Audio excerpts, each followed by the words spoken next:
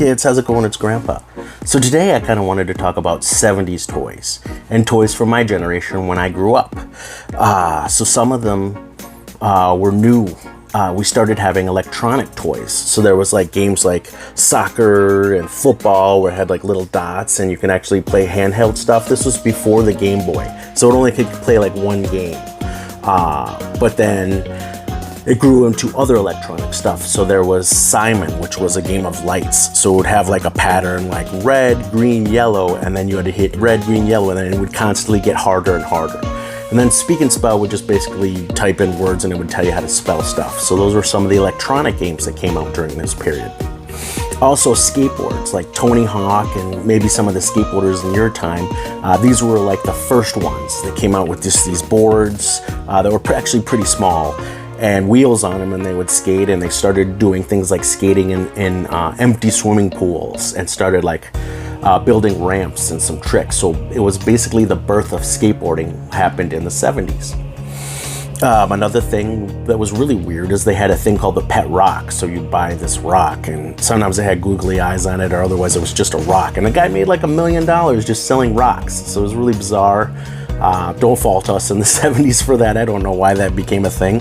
Another thing that's illegal that won't be in your generation is like darts. So we'd play darts, kind of like cornhole, or that game that you play with the sacks where you try to get them in the hole on the other side.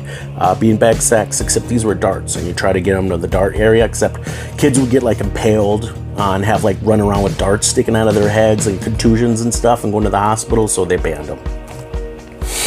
Another thing was bikes. Bicycles were like steel. They were really heavy, especially compared to probably now like aluminum. They just used like steel and they would rust. And they have these long like banana seats, and we rode them everywhere. And you'd basically go out all day with your friends, and then you'd know when the streetlights came on that you had to come home. And that carried through to the 80s. So in the 80s, they started to get more different kind of bikes. But at that time, they were really heavy and steel, and nobody wore helmets. It was really, can't believe we survived that period, but yeah, we were nuts back then. Atari was another thing, came out later in the 70s, and that had games for the first time that you could have a console to play different type of games. So it had cartridges that you'd put in, and Pac-Man was the big one, but it was so bad that they actually had a bunch that they threw in the landfill. Miss Pac-Man was the one that was most like the arcade. So it's kind of like bringing the arcade home. But sometimes it was really difficult to tell what they were. Sometimes they were just like squiggly lines or just difficult graphics to understand. Evel Knievel doll was really cool. It came with like this red thing, and it was this motorcycle, and he was a famous stuntman who would jump over buses and do crazy stuff in the 70s. But you'd pull this string and the motorcycle would go for a little bit. That was really big back in that time. And he actually got hurt a lot too. Maybe someone you want to look up, Evel Knievel, pretty interesting guy.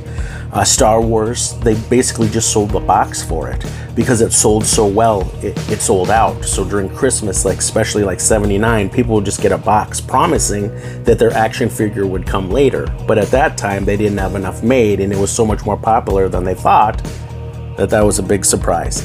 And the last one to talk about is Connect 4. Ashwin, you and I play that game.